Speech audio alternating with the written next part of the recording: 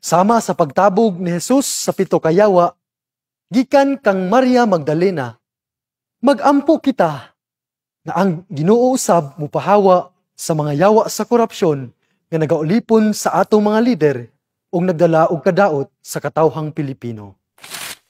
Mayong adlaw mga igsuon ko diha ni Kristo. Ako si Dari Blancia, usa ka Configuration Stage 3 seminarian from the Diocese of San Carlos, nga kasamtangan ania sa Seminaryo Mayor de San Carlos. Gidapit ko kamo, mamalandong kita sa pulong sa Dios. Naghatag kanato og usa ka mahinungdanong pagtan-aw o pagpalandong sa atong kinabuhi, isip usa ka Kristiyano. Duna ko'y tulo lamang kapunto sa atong palandong karon. Una, ang pagsangyaw sa ginharian sa Dios. Si Jesus naglakaw sa mga lungsod ug baryo aron magsangyaw ug magdala og maayong balita. Isip usa ka Kristiyano, kita usab ginihagit sa pagsangyaw sa maayong balita.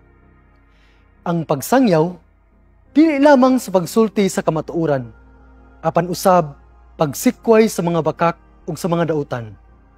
Mga igsuon, ang pagsangyaw sa ginharian sa Dios dili lamang sa pagpamulong sa maayong balita, apan ang pagbarog batok sa dautan. Ang pagsangyaw mao ang pagsalikway sa tanang matang sa korupsyon nga nag-ilog sa kahigayunan sa katawhan ug nagpasakit sa mga kabus. Ikaduha, ang napulog duwa katinunan, ang pulong nga tinunan nagpasabot og estudyante ug magtutun-an, usa nga nagakat-on gikan sa magtutudlo. Kita nga mga Kristohanon, tinun-an ni Jesus, nagatuon gikan sa iyang mga pulong, iyang mga buhat, ug iyang kasing-kasing nga puno sa kaluoy ug kamatuoran. Ang tinun-an dili lang nagapaminaw, apan nagabuhat sa nakatunan. Ikaduha, ang kababayin-an nga nangalagad. Mga igsuon, si Maria Magdalena, Juana ug Susana nag-alagad pinaagi sa ilang katagayunan. Mao kini ang tinuod nga pag-alagad, dili pagpuno sa kaugalingon bulsa, dili pagpangabusar sa gahom, apan paghalad sa kinabuhi alang sa uban.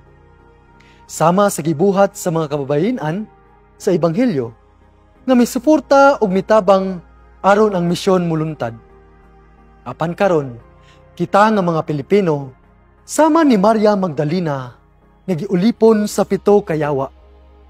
Ang atong nasod, giulipon usab sa yawa sa korupsyon ug kahakog.